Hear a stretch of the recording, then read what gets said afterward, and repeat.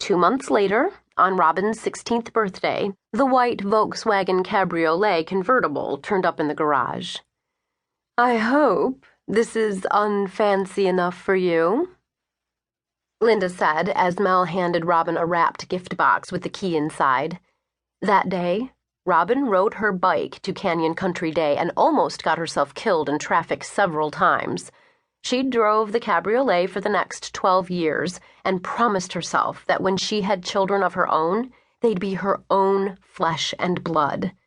That she'd be a mother with the sort of integrity neither of her parents possessed. She imagined living in a modest house somewhere near the ocean, comfortable but not ostentatious, bearing no resemblance to her parents' Beverly Hills taste.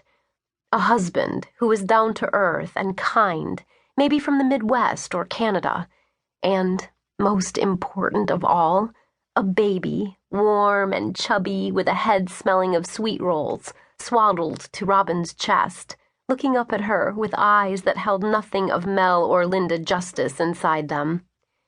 She imagined the sort of primal connection she'd feel gazing down at a baby on her breast, and how that tiny person would offer her clues about her real mother.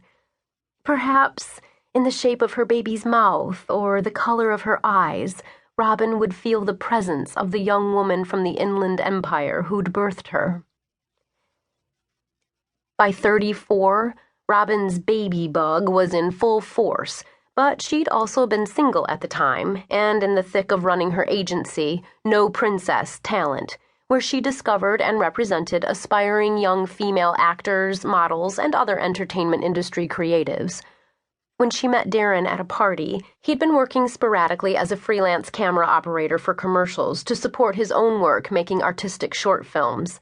They'd fallen for each other hard and fast, but by the time they'd married, honeymooned in the Maldives, and settled into their life in Santa Monica together, Robin was 37.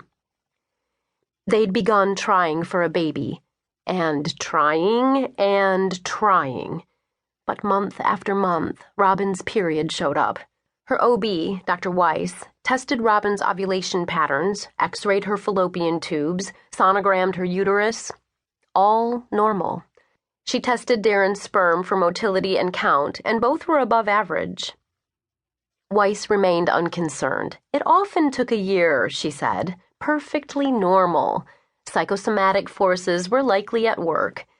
Only after 12 full months of trying the old-fashioned way should they consider other options. Robin tried to stay positive, but it was difficult. Babies, it seemed, were everywhere. Double strollers blocked the aisles at Gelson's.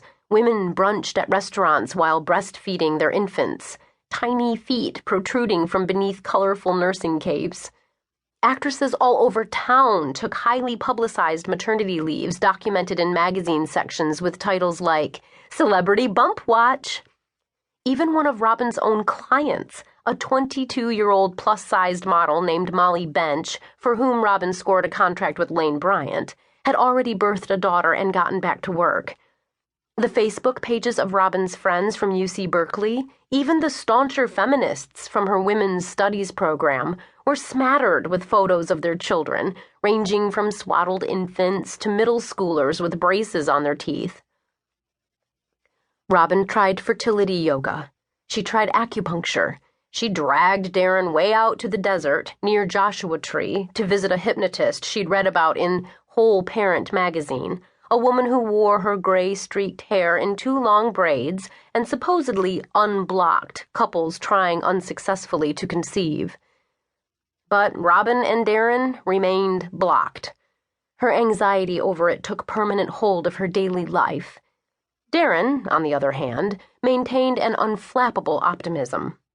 Month after month, when "not pregnant" flashed on the tiny oval screen of Robin's pregnancy test, he'd gather her into his arms, kiss the top of her head, and knead his fingers into the base of her scalp the way she liked. Then he